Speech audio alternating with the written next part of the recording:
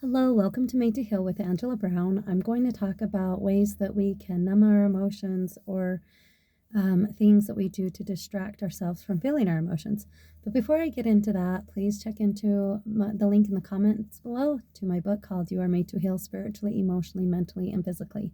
Just shares my journey of being stuck for 30 plus years. And after hitting rock bottom, I just feel like I've been led to tools and techniques that have really helped me in my healing journey. And my healing journey is not done. It is just a continuous journey of healing because that's the way it is. It's not a one and done. This life is day in and day out of experiencing how to love, how to forgive, how to carry on, how to do day to day, every day. So check that out. This book was written for the intention of all teens and adults alike, whether you're struggling or not, because there's a lot of outside of the box ideas.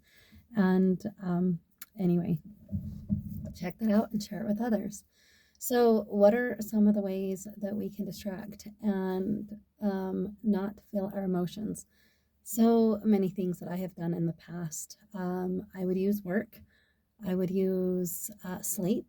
If I was feeling really depressed, I would just go sleep it off. I didn't want to feel depression. I didn't want to feel whatever it is I was feeling. So I would just shut down and just have a nap. Another thing that I did was busy myself, right? Busy myself with household chores, maybe even pick up a phone call and call a friend to distract me. I would just do anything and everything so that I didn't have to go there. And I did not like being by myself. Being by myself like meant I had to be with my emotions, and I wasn't a fun person to be around. I had a lot of anger. I wasn't happy. I didn't I didn't know how to process those emotions. And so it was just something that if you would have said, oh, you're going to get dropped off for 3 days on an island by yourself, most people might welcome that idea. That would have not been a fun idea at all for me because I was trying to avoid being by myself, sitting alone in those emotions. So, what are some of those emotions? Feeling lonely, feeling depressed, feeling sad, feeling grief, and some turn to food. I've turned to food so I didn't have to feel those emotions. Maybe it sat with me in those emotions and I didn't choose the most healthy food choices.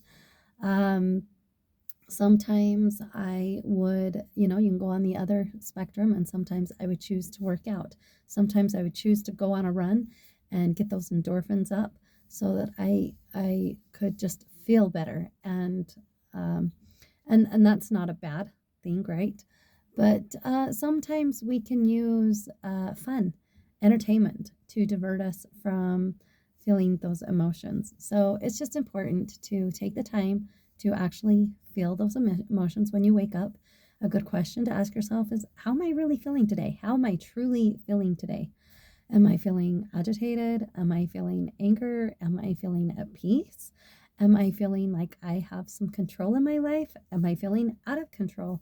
Am I feeling chaos and all sorts of things going on? So take those emotions, sit with them, ask how you're feeling, and then ask why. Why are you feeling that way? Where did this emotion come from? And maybe we are feeling something that's not even ours. So, our emotions, we carry a lot of emotions. And my favorite book is Feelings Buried Alive, Never Die.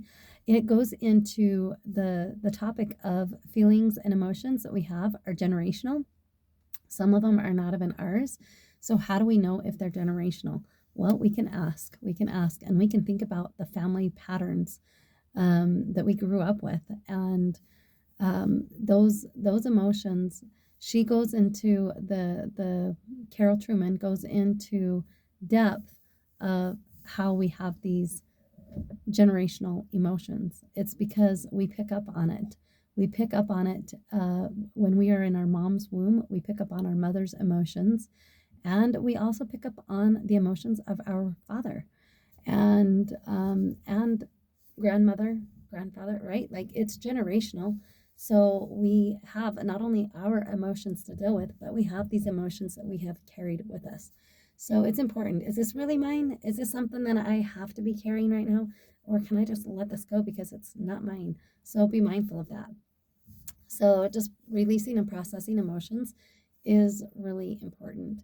It's really important to recognize, have that awareness, and being willing to sit there and go there rather than doing all you can to avoid those emotions. Whether it's, going out with friends or working overtime or, choosing to play all the time or whatever it is, sometimes we just want to do anything and everything we can to avoid those.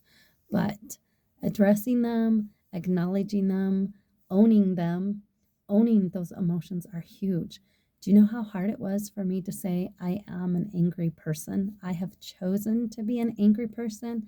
Um, I knew I was depressed. That was an emotion that I had been with for years and years, but to finally come to that realization that I am an unhappy person. So that's it takes a lot of honesty and vulnerability to own those emotions, and that's important. It's an important part of the healing process, because if we're not going to own it and recognize it and be aware of it, then there's no way we can address it and go there. So owning it is huge, and then going from there. And what are you going to do with those emotions? Are you going to continue on? Like I got to choose. Am I going to continue on in the anger, or am I going to choose to heal? Am I going to choose to look at life differently? Am I going to seek out books, tools, classes, whatever it is, to get out of my thinking and have a more open perspective, a different kind of thinking? So that's where we're at. That's where we can go with our emotions. So God bless you and yours in your healing journey. And please like and subscribe to this channel. Share it with other people. You are made to heal. We have all got God and Christ within us. And so this is why it is possible to have healing take place. Trust the process. Embark on that healing journey. And when we focus on us, fixing us, the world around us changes. It's really hard to explain, but I wouldn't have believed someone if I heard them say that 15, 20 years ago. I'd have been like, yeah, the importance of one isn't that great, but yes, the importance of one, the power of one is incredible. What you can do in the healing journey, not only for yourself, but generationally, past generations, yourself, and future generations when we work on healing ourselves. And the best way to do that is to invite God and Christ in your journey. So like and subscribe, share it with others, and until next time, God bless. Bye.